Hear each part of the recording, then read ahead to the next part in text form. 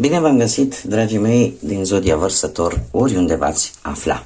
Bine ați venit tuturor pe canalul meu, Tarot Flor de Loto. Numele meu este Nina, pentru cei care nu mă cunosc. Și ca de fiecare dată mă bucur să vă am alături la fiecare lectură. Azi voi face o lectură atemporală, fără limită de timp, o lectură pe care voi să o puteți urmări oricând doriți sau atunci când apare în viața voastră. Desigur, dragilor, nu uitați un aspect important și anume faptul că sunteți stăpânii propriei voastre vieți, voi decideți propriul viitor, așa că vă rog să luați decât acele mesaje care rezonează cu voi, iar restul lăsați-le să zboare în univers. Așa că, cei care aveți Soare, Lună, Venus, Ascendentul în Zodia Vărsător, atunci această lectură este de asemenea și pentru voi. Trebuie să vă mulțumesc tuturor pentru mesajele frumoase, pentru like-uri, dar și pentru simpla voastră prezență la fiecare lectură pe care eu o public. Așa că mii de mulțumiri tuturor. Desigur, dacă veți rezona cu această lectură sau vă plac lecturile pe care eu le fac, nu ezitați, abonați-vă dacă n-ați făcut-o, nu ezitați, lăsați un like, un comentariu. Eu oricum îmi fac timp să răspund la toate comentariile pe care le primesc de la voi. Bun, dragilor, haideți să vedem care este energia voastră în acest moment. Și avem eclipsă.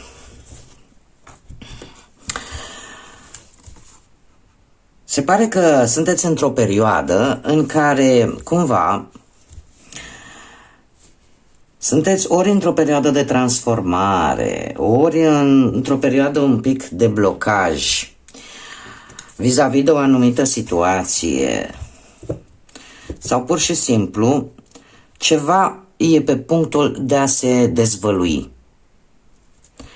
Da? Este pe punctul, nu știu, o mască posibil să cadă, ceva care, după o perioadă de incertitudini și de, cum să spun eu, de neclaritate, ceva încet, încet începe să se clarifice. Și voi sunteți cu această energie de a vă da seama încet, încet de un anumit aspect important pentru voi vis-a-vis de o anumită situație, indiferent de ce aspect al vieții vorbim. Să vedem care este situația actuală, ce ne spune Lenormandul. Și avem păsările.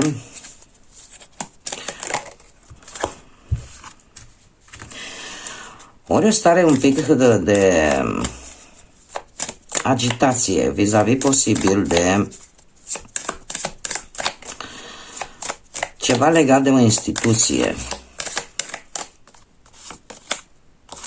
Dragilor, nu știu ce răspuns așteptați voi, nu știu ce situație exact se întâmplă în viața voastră. Ce pot să vă spun este că posibil să treceți unii dintre voi prin anumite neînțelegeri, tocmai din datorită sau din cauza faptului că de aici această eclipsă, ceva parcă se luminează, ceva parcă iese la suprafață. Tocmai aici mi-apare că au fost ceva neînțelegere, acum ceva puțină vreme. Și probabil că unii dintre voi ori veți descoperi de fapt care este cauza sau care este soluția, iar asta vă va aduce foarte mult optimism, foarte multă bucurie, da? Va fi ceva pozitiv pentru voi, ori vă veți liniști pentru că vă dați seama că grijile voastre cumva ori se vor termina, ori pur și simplu nu și-au avut rostul, da? Nu a fost ceea ce voi ați crezut din punctul ăsta de vedere negativ vis-a-vis de o situație. Pentru unii, cum am mai spus, ne poate vorbi de o instituție. O instituție, indiferent că este ea medicală, de stat, de o instituție, ceva mare, de unde voi e posibil să așteptați niște vești. Da? Și sunteți foarte anxioși, sunteți foarte nerăbdători să așteptați acele vești, acele răspunsuri care să vină la această instituție, dar răspunsul va fi unul pozitiv. De ce? Pentru că va fi unul care vă va bucura și care vă va umple de optimism. Haideți să vedem ce ne spune tarotul pe partea profesională. Ce vine pentru dragii mei din Vărsător pe partea profesională din momentul în care văd această lectură. Și avem carul, avem regele de monede și pusnicul. Dragilor, Pe partea profesională trebuie să vă spun că unii dintre voi ați decis poate să vă schimbați locul de muncă sau cum să zic eu, să schimbați locul. Poate nu neapărat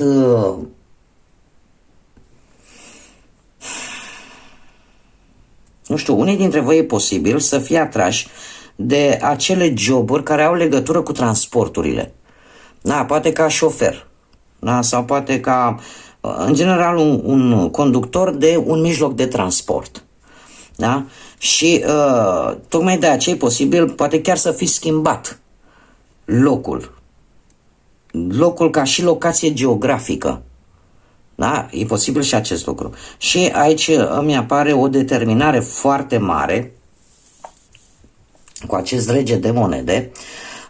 Sunteți foarte siguri pe voi, ați luat o decizie foarte hotărâtă vis-a-vis de viața voastră profesională și cumva e posibil să vă fie ajutat și de niște bănuți, da? Să vă fi ușurat oarecum situația folosindu-vă de o anumită sumă de bani. Cu pusnicul aș vrea să vă zic că este ceva care cumva în viața voastră s-a mai repetat. Nu este ceva nou. Această situație pe care voi o traversați în acest moment. De ce spun acest lucru? Pentru că pusnicul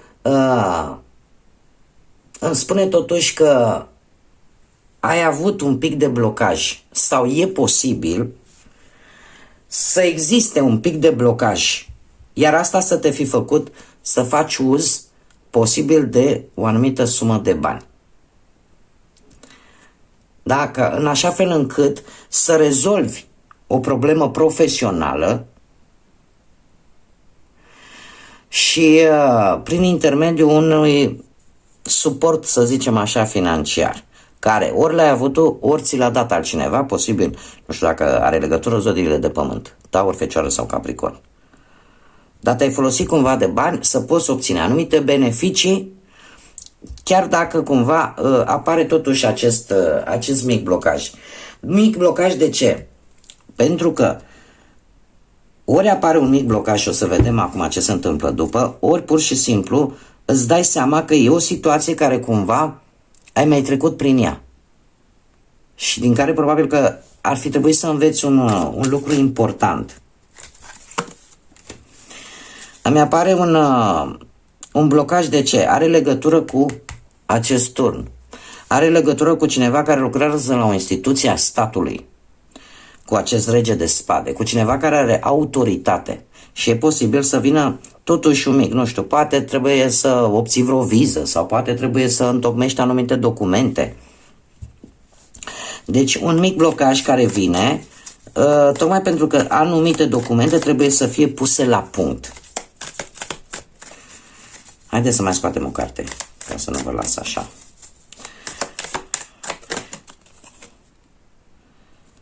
Da. Mi-apare un 7 de cupe. Un 7 de cupe care, într-adevăr, se pare că e o ofertă destul de tentantă, numai că trebuie să aveți grijă la documente. Deci asta se cere în primul și în primul rând. Mare grijă la ceva care e legat de cineva cu autoritate, cineva care e posibil să poarte uniformă sau care să lucreze într-o instituție a statului și de ceva documente. Deci, atenție, da? Pentru că ofertele, într-adevăr, ai o ofertă de un job pentru cei care vor să schimbați un job, iar pentru cei care au deja un job, apare un ajutor financiar pentru a rezolva, nu știu, o problemă pe care voi o aveți la nivel profesional. Nu știu, poate vreți să obțineți o mărire de salariu sau poate vreți să avansați la locul de muncă. Dar aveți ceva în gând să faceți vis-a-vis de viața voastră profesională. Doar că sunt legate de niște documente, niște hârtii importante, în care voi trebuie să aveți grijă și să știți exact ce trebuie să bifați acolo, să știți exact ce trebuie să faceți ca totul să iasă bine. Bun, haideți să vedem pe partea asta a bănuților. Un mic blocaj ați avut pe partea bănuților. Avem nebunul, ies ca pe bandă cărțile când e vorba de viața asta materială. Ia să vedem. Da. Și avem un... Cred că să văd, să le dau mai așa ca să mai aveți loc toate să le vedeți și voi. Avem un 4 de spade. Dragilor, a fost o perioadă în care voi ori v-ați sacrificat pentru a strânge ceva bănuți, ori pur și simplu nu ați avut încotro și a trebuit să suportați o anumită situație relaționată cu banii. Spânzuratul cumva îmi vorbește de un sacrificiu pe care tu l-ai făcut pentru a economisi, pentru poate pentru a începe ceva nou în viața ta, nu știu, ori poate să-ți cumperi ceva nou, ori poate să faci o călătorie nouă. E pentru ceva care cumva vrei să o iei de la capăt, cu ceva, cu o anumită situație. Lucrul ăsta cu 4 de spade se pare că ți-a adus totuși, tot de blocaj îmi vorbește. Din păcate, tot de blocaj îmi vorbește. Eu nu pot să vă spun ce nu este. E adevărat, nu va fi o situație care va dura foarte mult.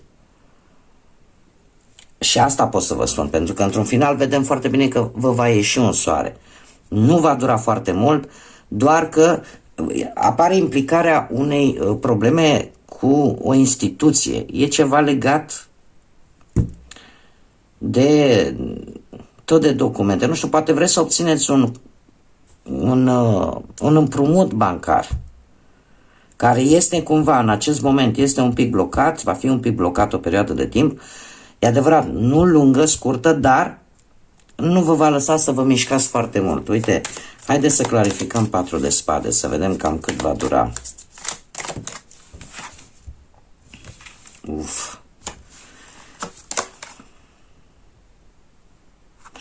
Nu o să vă convină foarte tare, o să fiți foarte tare dezamăgiți de această întârziere, dar totuși avem un paj de bâte care ne vorbește de, într-un final ți se va acorda. Deci apare, chiar această carte în mod special îmi vorbește pe partea banilor de un împrumut, da? De un ajutor. Așa că cumva ori vei obține acea creștere salariară, ori vei obține acel împrumut. Cert este că va veni un câștig neașteptat care te va echilibra. Că nu o să-ți convină foarte tare, nu. O să fii foarte dezamăgit de acest insucces, ca să zic. Pentru tine va fi un insucces. De ce? Pentru că probabil că vrei ca lucrurile să se desfășoare, cum bine vedem aici, foarte repede. Și cumva lucrurile se vor tergiversa, vor întârzia. Dar trebuie să vă spun că indiferent cât de dezamăgiți veți fi voi vis-a-vis de situația asta, într-un final vi se va da, se va acorda. Da? Doar că e o chestiune de timp. Îmi pare rău că vă dau vești de genul ăsta, dar nici nu-mi place să vă vând castraveți la grădinar, să mă apuc să vă spun ce nu mi-arată cărțile. Da? Dacă probabil asta se caută, nu știu, încercați pe un alt canal. Eu nu pot să vă spun ce nu văd. Și cărțile de multe ori vin și cu energii de genul ăsta, pentru că ele vin ca să arate o anumită situație. Nu neapărat să vă oblige să o arate, voi puteți să faceți orice acțiune pe care voi o faceți, schimbă energiile. Tocmai de aceea vă spun, luați decât ce rezonează cu voi. Și avem pe partea dragostei, haideți să le punem așa ca să nu mă mai încurce, avem un cavaler de bâte, avem judecata. Acest cavaler de bâte îmi vorbește pe partea asta dragostei de nevoia de înțelegere, mai ales pentru cei care sunteți într-o pereche. Te rog. Astea două. Bun. Cavalerul de bâte îmi vorbește de nevoia de a vă înțelege unul pe celălalt. Pentru cei care posibil să aibă probabil ceva probleme în relație. Apare într-adevăr judecata care ne vorbește de o trezire posibilă în urma unei vești, în urma unui apel telefonic. Pur și simplu e ca și cum te-ai trezi și îți dai seama de fapt cum poți rezolva o anumită problemă, dacă ea există, în relație. Avem acest 4 de monede care ne vorbește de posesivitate și cu acest 5 de cupe care ne vorbește de o stare de... Voi, prin natura voastră, sunteți foarte libertini. Se pare că pentru unii dintre voi, perechea voastră are o latură un pic mai posesivă vis-a-vis de voi. E ca și cum vă îngrădește și nu vă lasă spațiu de care voi aveți nevoie. Iar asta e posibil ca pe voi să vă facă să priviți, indiferent că vă doare, dar cumva aveți momente în care încercați să priviți către alte zări.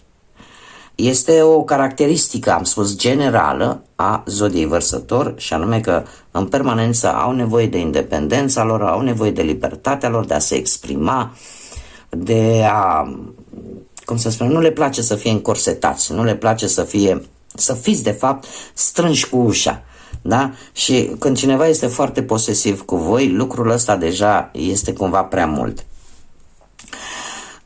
Ce ar mai putea să fie? Nu știu, poate pentru cei singuri. Sunteți într-un stadiu în care aș spune că e posibil cineva tânăr, poate la locul de muncă, să vă fie atras atenția, cineva poate mai tânăr ca voi.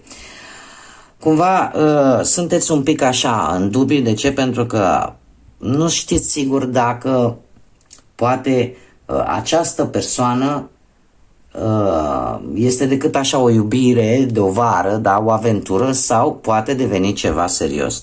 Totuși, ceva vă va trezi atenția. De ce? Pentru că veți vedea că această persoană este foarte posesivă. Da? Este foarte posesivă, iar atunci deja interesul vostru e posibil să mai scadă, indiferent că vă doare, pentru că e posibil ca această persoană chiar să vă placă. Da? Pentru cei singuri. Ce ar mai fi de spus? Cel puțin cu acest 4 de monede, aș zice că eu, cum să spun eu, vreți să ieșiți din zona voastră de confort. Cumva e ceva acolo care nu vă place, mai ales pentru cei care sunteți într-o relație. Nu vă place și mai ales cu 5-ul ăsta de cupe aici, aș spune că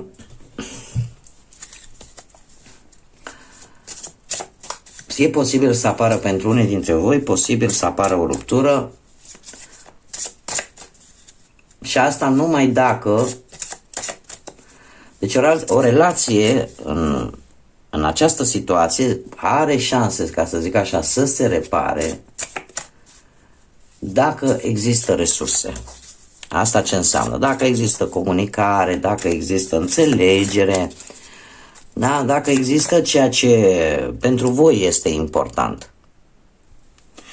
Haideți să vedem ce mesaj are acest oracol al fazelor lunare pentru voi. E exact ce vă spuneam. Cum ar veni, folosește-ți curajul, inteligența, istețimea și fă prima mișcare. Pentru că e posibil ca, dacă vorbim pe partea asta a dragostei, această persoană să nu știe de fapt ce te deranjează pe tine și ce nu-ți place. E posibil și acest lucru. Și fă tu prima mișcare și încearcă să comunici, încearcă să-i spui, știi, uite, mie nu îmi place cu tare, facem un compromis, o înțelegere. Da? Pentru că comunicarea este cea mai importantă, mai ales într-o relație. Și aici ne vorbește foarte mult de curaj. Deci ai curajul și fă prima mișcare. Poate că chiar și în viața profesională sau în cea materială. Uite, se rezolvă o problemă. Deci o problemă își găsește rezolvarea. Avem o lună plină în balanță, iar aici avem o lună cardinală, o lună, în mod normal s-ar zice, fixă. Dar cu asta, deci lucrurile cumva parcă au ajuns în stadiul lor final pentru unii dintre voi. Adică voi ați ajuns indiferent de ce aspect al vieții vorbim. Uite, adu dragostea în această situație și avem, culmea, o lună nouă în Vărsător. adu dragostea în această situație. Acum fiecare trebuie să adapteze în funcție de situația sa. Dar această lună nouă în Vărsător îmi spune că totuși dragoste există, posibil să existe, doar că sunt anumite aspecte, mai ales la cei care sunteți într-o relație sau chiar și în restul aspectelor pe viața profesională sau materială, da? Sunt anumite lucruri care cumva încet se vor vedea, avem această eclipsă, cumva ieși din acea negră, încet, pentru că dacă ne uităm foarte bine la această carte, vedem cum deja, cumva, eclipsa e aproape să treacă, da? Se vede deja lumina soarelui, da? Cumva trece și începe încet să se facă lumină. Dar este un mesaj care eu zic că este cu direcție mai mult pe partea asta sentimentală, de aceea de a face lucrurile, cum să spun eu, cu cariño, cum spun spaniolii, da? Cu dragoste, cu înțelegere. Exact ce vă spuneam, dacă există resurse, lucrurile se pot rezolva. Nimic nu este pierdut atâta timp cât există voință de ambele părți, cum de asemenea dacă există dorința asta de a nu îl pierde pe celălalt și de a face posibil și anumite compromisuri, care, vrând nevrând, într-o relație, ele câteodată sunt necesare. Bun, dragilor, aceasta a fost lectura pentru voi. Eu vă mulțumesc pentru atenție. Dacă ați rezonat, pentru cei care nu v-ați abonat încă și, în general, poate m-ați mai urmărit și vă plac lecturile mele, abonați-vă, vă rog. Puteți lăsa un comentariu, da, un like, distribuiți și din partea mea ce să vă zic, vă doresc să aveți atâta claritate în gânduri, atât cât aveți nevoie și lucrul ăsta să vă aducă lumină în suflete și în felul vostru de a vedea lucrurile și să luați cele mai bune decizii pentru voi. Până data viitoare când ne vom revedea, dragilor, să fiți iubiți!